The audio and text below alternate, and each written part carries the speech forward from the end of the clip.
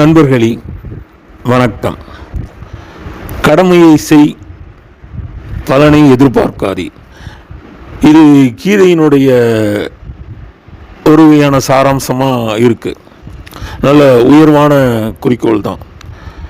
ஆனால் இன்றைக்கி உள்ள காலகட்டத்தில் உதவி செய், பலனை எதிர்பார் அப்படின்னு சொல்கிறதுல தப்பு கிடையாது. இப்போ ஒரு குழந்தை ஸ்கூல் யூனிஃபார்ம்லாம் போட்டுட்டு கரெக்டாக அந்த 8:30 ஆட்டோவில் ஏறப்போகுது. அப்போ ஏற போகும்போது அது திருப்பி பார்க்குது. அம்மா கேட்டுக்கிட்ட விட்டு எல்லாத்தையும் எடுத்து கொடுத்து பேக்கு, அந்த டிஃபன் பாக்ஸு, வாட்டர் பாட்டில் எல்லாம் கொடுத்து ஏற்றி விடுறாங்க. அம்மாவுக்கு டாட்டா காட்டுது. அப்போ ஒரு கேள்வி கேட்குது, என்னம்மா டாமி வரவே இல்லையே, டாமி வீட்டை விட்டு வெளியே வரலையே அப்படின்னு ஒரு எதிர்பார்ப்பு இருக்குது. டாமினா வளர்க்குற அந்த குட்டி நாய் பாசமாக இருக்கும். ஒரு நின்றுக்கிட்டு ஒரு 3 பேரை குலைச்சிக்கிட்டு வாழை ஆட்டிக்கிட்டு அதுக்கப்புறம் இவங்க அதை விரட்டி விட்டு உள்ளே அனுப்பின பிற்பாடு போவோம். அப்போ அது மனசு ஆடுற மாதிரி அந்த குழந்தைக்கு. இதை நம்ம என்ன சொல்கிறோன்னா ஒரு அன்பின் வெளிப்பாடு. அன்பின் வெளிப்பாடோ மனதின் வெளிப்பாடோ வேறு ஏதாவது எதிர்பார்ப்போ. ஆனால் சில காரியங்களை எதிர்பார்த்து செய்கிறது எந்த விதமான தவறும் கிடையாது. இப்போ பார்த்தீங்கன்னா இந்த அரசியல் களத்தில், இந்த ஓட்டர்ஸ் மத்தியில் இப்பயே இந்த பாராளுமன்ற தேர்தலில் மக்கள் நிறைய பேர் அந்த எதிர்பார்ப்பு பூர்த்தி செய்யலைன்னு சொல்லிட்டு கொஞ்சம் அங்கங்கே இதாக நின்று போராடினாங்க. இப்போ அவங்களுடைய இதை அவங்க அந்த ஓட்டளிக்கிற அந்த இதனால் கொஞ்சம் எதிர்பார்ப்பாங்க இல்லையா. இப்போ உள்ள சூழலில் நான் என்ன அரசியல் இதில் நான் என்ன சொல்கிறேன், சஜஷனாக நான் என்ன சொல்கிறேன் அப்படின்னா, இதை இப்போ சில நேரங்களில் பார்த்தீங்கன்னா சில கவுன்சிலர்கள் அட்டகாசமாக ஹெல்ப் பண்ணுறாங்க. அப்போ மக்கள் மனசில் என்ன ஆயிரும் அப்படின்னா, ஐயோ அடுத்த தடவை இவங்களை தான் எலெக்ட் பண்ணணும், என்னம்மா இது பண்ணுறாங்க அப்படின்னு ரொம்ப பாராட்டணும். இப்போ எங்கள் இதிலெல்லாம் கவுன்சிலர் பார்த்தீங்கன்னா எந்த விதமான அது அவங்க தானே அந்த கடைசியில் உள்ள அந்த யூனிட்டு. ஒரு ரோடு இல்லைனாலும் சரி, தண்ணி வரலனாலும் சரி, அன்றைக்கி கரண்ட் இல்லைனாலும் சரி, அறிவிப்பாக இருக்கட்டும், கூப்பிட்ட குரலுக்கு ஒரு குப்பையே எடுக்க வரலனாலும் சரி, ஸ்பாட்டில் அது அவங்களுக்கு ஒரு வேளை அப்படி ஒரு 5 தெரு 6 தெருன்னு இருக்கிறதுனால அவங்க நிறைவேற்றுறாங்களோ என்னமோ. ஏன்னா அவங்களுக்கு அவங்களுக்கு தெரியுது நம்ம அவங்களுக்கு ஓட்டு போட்டிருக்கோங்கிறது தெரியுது. ஆனால் அவங்களுக்கு எதிர்பார்ப்பு என்ன, சரி அடுத்த இதுலேயும் நம்மளை எலெக்ட் பண்ணிடுவாங்க. இது ஒரு சின்ன யூனிட்டு. இப்போ இதையே அப்படியே மொத்தமாக எடுத்துக்கிட்டு ஒரு எம்எல்ஏவை எடுத்துக்கிடுவோம். இப்போ எனக்கு தெரியும் சென்னையில் நான் இருக்கும்போது இவரை தெரியும், மாநகராட்சி மேயர் இருந்தார் இல்லையா, செய்தி துரைசாமி.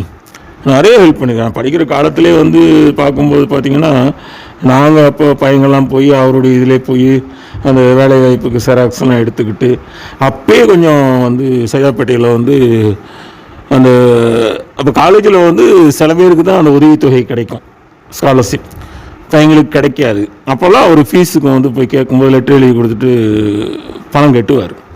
அவருக்கு தனியாக அந்த படிக்கிற பிள்ளைங்க மேலே, மாணவர்கள் மேலே தனியாக ஒரு கரிசனம் உண்டு. அவரே கைப்பட கொடுப்பாரு, அசிஸ்டன்ட் நிறைய பேர் வச்சுருப்பார். ஒரு ஃபேக்ட்ரி மாதிரி ஒரு யூனிட்டே ஹெல்ப் பண்ணுறதுக்குன்னு ஏங்கும். அப்படி இருக்குது. இப்போது இங்கே உள்ள தூத்துக்குடியினுடைய இப்போ இருக்கிற எம்எல்ஏவும் சரி, மினிஸ்டர் இருக்காங்க இல்லையா, அவங்களும் சரி நல்லா இப்போ சில நேரங்களில் பார்த்துருக்கோம். சில காலகட்டங்களில் ஃபீஸ்லாம் கட்ட முடியலன்னா வீட்டு முன்னாடி வரிசையாக நின்னாங்கன்னா எவ்வளோ ஃபீஸு அப்படின்னு கேட்டுட்டு அதை கரெக்டாக இது பண்ணி அதை பள்ளிக்கூடங்களுக்கே ஃபோன் பண்ணி கேட்டுக்கிட்டு இவ்வளோ ஃபீஸ் கட்டணுமான்னு சொல்லிட்டு அதை வரிசையாக அவங்க பேரண்ட் வாங்கிட்டு போக சொல்லுங்கள் அப்படின்லாம் கொடுப்பாங்க. யார் உதவின்னு போய் கேட்டாலும் லெட்டர் எழுத சொல்லிவிட்டு. அப்போது என்ன அப்படின்னா மக்கள் மேலே மக்களுக்கு அவங்க மேலே ஒரு அபிமானம் வரும். அதை இது ஒரு என்ன சொல்கிறது, கிவ் அண்ட் டேக் பாலிசி மாதிரி ஒரு தப்பு கிடையாது இன்றைய காலத்தில். அதான் சொல்கிற மாதிரி ரொம்ப ஒரு என்ன சொல்கிறது, ரொம்ப தியாக இதோடெல்லாம் இந்த காலகட்டத்தில் நம்ம வாழ முடியாது. ஏன் அப்படி நீங்கள் யோசிக்கிறதா இருந்தால், இந்த ரெய்னி டேஸில் ஒரு மோசமான மழை காலத்தில் இப்போ சமீபத்தில் தூர்மலையில் நிறைய செலிப்ரிட்டி உதவி பண்ணாங்க. அப்போ எதுக்கு அது ஃப்ளாஷ் பண்ணாங்க, உதவி பண்ணாங்க இல்லைங்களா. அப்போ அது மீடியாவில் வந்துச்சு இல்லை, யூடியூப்பில் வந்துச்சு, இதில் வந்துச்சு இல்லை, அது தப்பு கிடையாது. ஏன்னா இதில் தெரியாமல் உதவி செஞ்சவங்க சில பேர் இவங்களாம் ஹெல்ப் பண்ணியிருக்காங்களாங்கிறது நம்மளுக்கு அது ஃப்ளாஷ் ஆகலைன்னா தெரியாது. இதை பார்த்து ஒரு 4 பேர் செய்கிறாங்க, 4 கொஸ்டின் வருது இல்லை, ஆமாயா கோடி கணக்கில் பணம் வச்சுருக்காயா, அதில் இறக்கி விட்டு ஒரு 10 லட்சத்தையாவது இந்த அவசர நேரத்தில் இவங்களுக்கு ஹெல்ப் பண்ணான்னா அது ஒன்றும் வீடு போய் இது போய் பொருள் போய் சாப்பாட்டுக்கு வழி இல்லாமல் உட்காந்துருக்கு.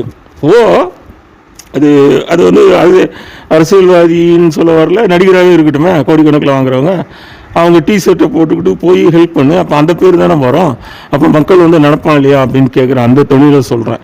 அதனால் இன்னொன்று நான் சொல்கிறேன், இப்போ உள்ள இளைஞர்கள் இளைஞர்கள் அதாவது இளம் பெண்கள் காலேஜ் ஸ்டூடெண்ட்ஸு எஸ்பெஷலி முக்கியமாக அந்த டிகிரி படிக்கிறவங்க இல்லை மாஸ்டர் டிகிரி படிக்கிறவங்க வாலண்டியராக போய் ஹெல்ப் பண்ணுறதுக்கு ரெடியாக இருக்காங்க.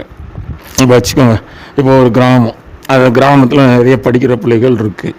அப்போ அதுகளுக்கு அந்த ஸ்கூல் கோச்சிங் பத்தாது, அப்போ எக்ஸ்ட்ரா கோச்சிங் வேணும். எஸ்பெஷலி மேத்ஸ் எடுத்துக்கோங்க, அதெல்லாம் திருப்பி 2வது அந்த என்ன சொல்கிறது செவுத்தில் பெயிண்டிங் அடிப்பாங்கள்ல, தேர்ட் கோட்டிங்கில் தான் ஃபினிஷிங் வரும். இந்த மாதிரி அதுக்கு 2வது 3வது அதுக்கு சொல்லிக் கொடுத்தா தான் அதுக்கு பளிச்சுன்னே புரியும்.